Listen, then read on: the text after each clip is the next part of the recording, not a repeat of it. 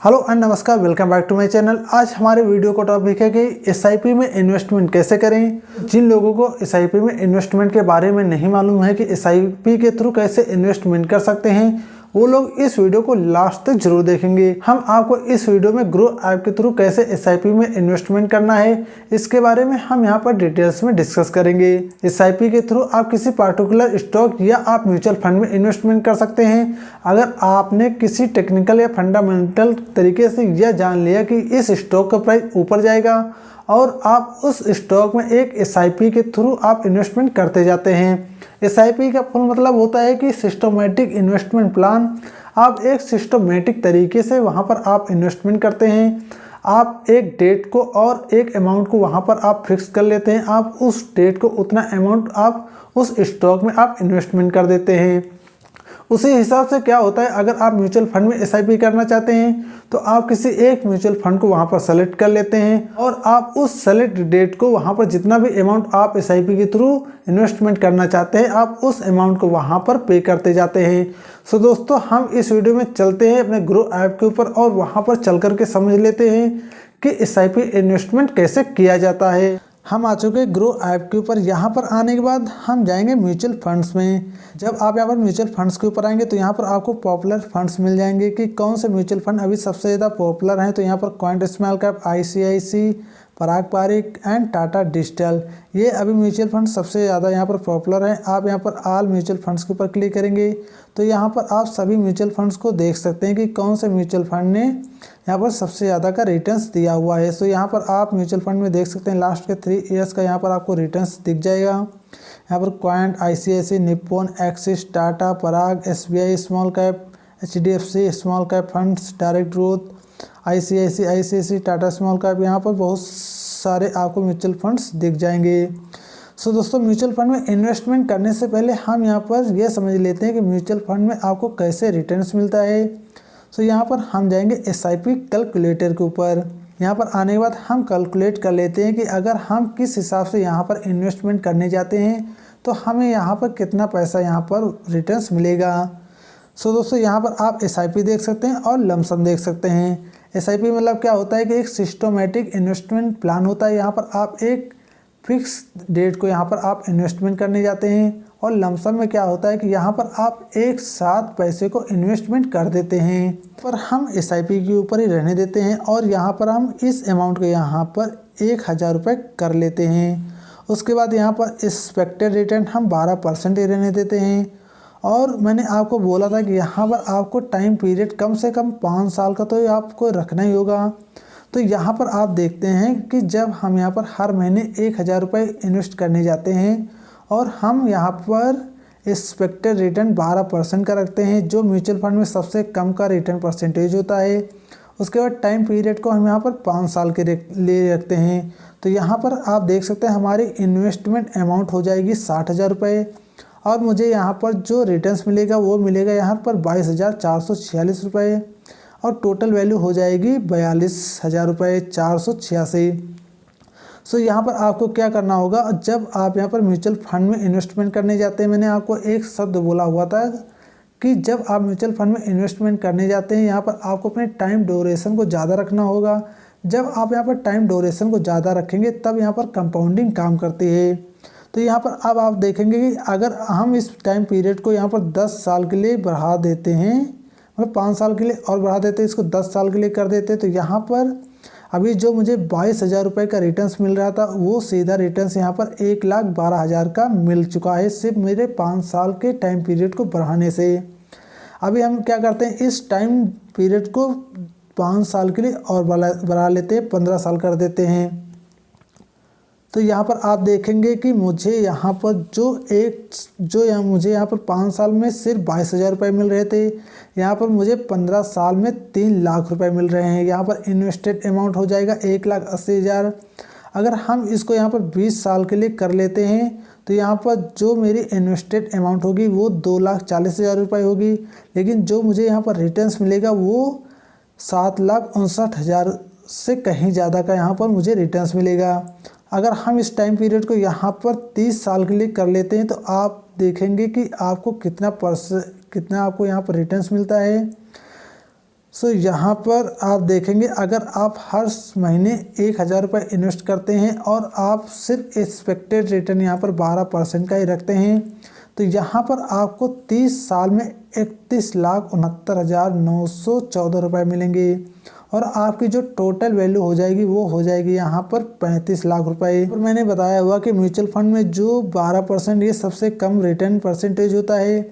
अगर हम इस रिटर्न परसेंटेज को यहाँ पर 15% कर लेते हैं तो यहाँ पर आप देखेंगे कि जो मुझे यहाँ पर 12% पर 32 लाख रुपए मिल रहे थे, यहाँ पर अभी 69,85,960 रुपये मिल रहे हैं। अगर हम यहाँ पर इस एक्सपेक्टेड रिटर्न को 20% कर लेते हैं तो आप देखेंगे कि आप अगर हर महीने 1000 रुपये इन्वेस्ट करते हैं लगातार 30 साल के लिए तो आपकी जो यहाँ पर टोटल वैल्यू होगी वो होगी 2,64,33,851 रुपये। सो दोस्तों ये पावर होती है कंपाउंडिंग की। आप जितना टाइम अपने पैसों को यहाँ पर कंपाउंड होने देते हैं उतना पैसा आपका यहाँ पर ग्रो करता है। सो दोस्तों उसी प्रकार से आप यहाँ पर देख सकते हैं इन्वेस्टेड अमाउंट 3,60,000 रुपये है। अगर आप इस अमाउंट को एक साथ यहाँ पर लमसम में इन्वेस्टमेंट कर देते हैं जा करके तो यहाँ पर आप देखेंगे कि आपको कितना परसेंट यहाँ पर रिटर्न्स मिलता है। सो हम यहाँ पर 3,69,000 ही रहने देते हैं। उसके बाद हम यहाँ पर जो एक्सपेक्टेड रिटर्न है उसको 20% रहने देते हैं और टाइम पीरियड भी सेम रहने देते हैं 30 साल। सो अब आप यहाँ पर देखेंगे कि आपकी जो इन्वेस्टेड अमाउंट है वो तो सेम रहेगी लेकिन यहाँ पर जो आपको रिटर्न्स मिलेगा वो 9,89,00,000 रुपये यानी जो आपकी टोटल वैल्यू हो जाएगी वो हो जाएगी कम से कम 10 करोड़ रुपये। सो दोस्तों ये पावर होती है कंपाउंडिंग की। लेकिन दोस्तों क्या होता है लमसम और एसआईपी में कि लमसम में हम एक साथ उस पैसे को यहाँ पर इन्वेस्टमेंट कर देते हैं तभी से उस पैसे के ऊपर यहाँ पर इंटरेस्ट लगना शुरू हो जाता है और वो यहाँ पर कंपाउंडिंग के थ्रू आपके पैसे को ज़्यादा ग्रो करता है। इसलिए अगर आपके पास एक अच्छी खासा कैपिटल है तो आप यहाँ पर लमसम में भी इन्वेस्टमेंट कर सकते हैं। यहाँ पर अभी आपने देखा कि एसआईपी कैलकुलेटर में कि कैसे आपका पैसा म्यूचुअल फंड में ग्रो करता है। तो अभी हम क्या करते हैं यहाँ पर हम अपनी एक एसआईपी इन्वेस्टमेंट करते हैं जो हमारे इस वीडियो का टॉपिक है कि एसआईपी इन्वेस्टमेंट कैसे करना है। यहाँ पर HDFC flexi cap direct plan growth में जाकर के अपने 100 रुपये इन्वेस्टमेंट करेंगे। तो यहाँ पर जब हम आएंगे तो यहाँ पर आप इन्वेस्टमेंट करने से पहले आप इसके चार्ट को भी चेक कर लेंगे कि इस फंड ने ऑल टाइम में कितने परसेंटेज का रिटर्न दिया हुआ है। सो आप देख सकते हैं इसने 3 साल में 32% का रिटर्न दिया हुआ है और हम इसको अगर ऑल टाइम करते हैं तो इसने यहाँ पर 15% से कहीं ज़्यादा का रिटर्न परसेंटेज दिया हुआ है। सो यहाँ पर आप देख सकते हैं कि ये इसका रेटिंग 4 है और इस फंड का साइज कितना है। इस फंड के पास यहाँ पर 39,794 करोड़ रुपए हैं और मिनिमम एसआईपी आप 100 रुपये से आप इसकी शुरुआत कर सकते हैं। और आप इस म्यूचुअल फंड के बारे में और आप चेक कर सकते हैं कि होल्डिंग्स इस म्यूचुअल फंड का पैसा किस कंपनियों में जाकर के लगा हुआ है, आप इसको भी यहाँ पर चेक कर सकते हैं। उसके बाद आप यहाँ पर सिमिलर फंड्स में जाकर के चेक कर सकते हैं कि इसी तरह के और कई सारे फंड्स हो सकते हैं। उसके बाद सबसे मेन टॉपिक यहाँ पर है expense ratio, exit load and tax. इसको आपको किसी भी म्यूचुअल फंड में जब आप इन्वेस्टमेंट करने जाते हैं इसको आपको ज़रूर चेक करना है। इसका एक्सपेंस रेशियो है 0.94%। इसका मतलब ये होगा ये इसका एक्सपेंस रेशियो 1% से भी कम है तो ये बेस्ट एक्सपेंस रेशियो है। उसके बाद एग्जिट लोड, यहाँ पर exit load of 1% if redeem with in 1 year. इसका मतलब ये हुआ कि अगर आप इस म्यूचुअल फंड में इन्वेस्टमेंट करने जाते हैं और उस म्यूचुअल फंड में 1 साल से पहले अपने पैसे को निकालते हैं तो उसके ऊपर आपको 1% का एग्जिट लोड देना होगा। उसके बाद स्टाम्प ड्यूटी, ये स्टाम्प ड्यूटी गवर्नमेंट की जाती है, ये कंपलसरी होती है। उसके बाद टैक्स इम्प्लीकेशन, आपको यहाँ पर टैक्स को भी देखना होगा। यहाँ लिखा हुआ है return are taxes at 15% if you redeem before 1 year. अगर हम इस म्यूचुअल फंड में जाकर के इन्वेस्टमेंट करते हैं और मुझे यहाँ पर अच्छा खासा रिटर्न्स मिल जाता है और हम इस म्यूचुअल फंड में 1 साल से पहले ही अपने पैसे को विड्रॉ करते हैं तो यहाँ पर मेरे रिटर्न्स के ऊपर 15% का टैक्स देना होगा। इस बात को भी आपको यहाँ पर ध्यान रखना होगा। अगर हम इसको 1 साल के बाद करेंगे तो यहाँ पर मुझे सिर्फ 10% का यहाँ पर LTCG टैक्स देना होगा। उसके बाद यहाँ पर आप फंड मैनेजमेंट को भी देख सकते हैं कि इस फंड का मैनेजमेंट क्या है और इसका मैनेजर कौन है। उसके बाद फंड हाउस इन्वेस्टमेंट ऑब्जेक्टिव, उसके बाद आप इसके और भी बहुत सारे आप प्लान्स देख सकते हैं। सो दोस्तों अब हम क्या करते हैं, यहाँ पर इसके ऊपर हम SIP इन्वेस्टमेंट करते हैं HDFC flexi cap direct plan growth के ऊपर। सो हम यहाँ पर स्टार्ट SIP के ऊपर क्लिक कर देंगे। सो यहाँ पर क्लिक करने के बाद हम 100 रुपये यहाँ पर फीड कर देंगे। 100 रुपये जब हम यहाँ पर इंटर करेंगे उसके बाद हम यहाँ पर इसको UPI के थ्रू अपने पैसे को यहाँ पर इन्वेस्टमेंट करेंगे।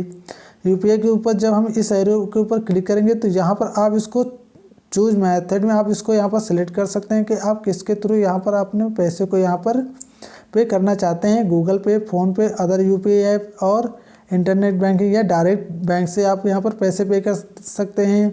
सो हम यहाँ पर गूगल पे के ऊपर रहने देते और पे 100 रुपीज़ के ऊपर क्लिक कर देते हैं। सो उसके बाद यहाँ पर मेरा एक वन टाइम पासवर्ड आएगा, इसको यहाँ पर ऑटोमेटिक वेरीफाई कर लेगा। उसके बाद मुझे डायरेक्ट यहाँ पर गूगल पे ऐप के ऊपर यहाँ पर भेज देगा। उसके बाद मुझे यहाँ पर गूगल पे के ऊपर आने के बाद मुझे इसको यहाँ पर 100 रुपये पे करने के लिए बोल रहा है। इस म्यूचुअल फंड में 100 रुपये इन्वेस्ट हो चुके हैं। अब ये बोल रहा है कि सेटअप ऑटो पे। अगर हम इसको अभी यहाँ पर ऑटो पे करते हैं तो ये मेरे बैंक अकाउंट से 100 रुपये हर महीने यहाँ पर कट हो जाएंगे इस म्यूचुअल फंड में जमा होने के लिए।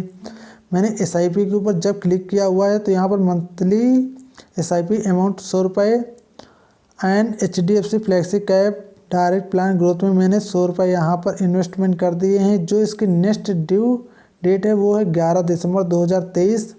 इसको हम ऑटो पे बाद में कर देंगे। इसके ऊपर भी मैं आपको एक डिटेल्स में वीडियो बनाऊंगा कि आप कैसे अपनी ऑटो पे SIP कर सकते हैं। सो दोस्तों अभी ये आपको समझ में आ गया होगा कि आपको SIP के ऊपर कैसे इन्वेस्टमेंट करनी और आपको म्यूचुअल फंड में जब आप अपनी SIP करने जाते हैं तो वहाँ पर किन बातों का आपको ख्याल रखना होगा। वीडियो आपके लिए हेल्पफुल है तो वीडियो को लाइक शेयर कमेंट जरूर कीजिए।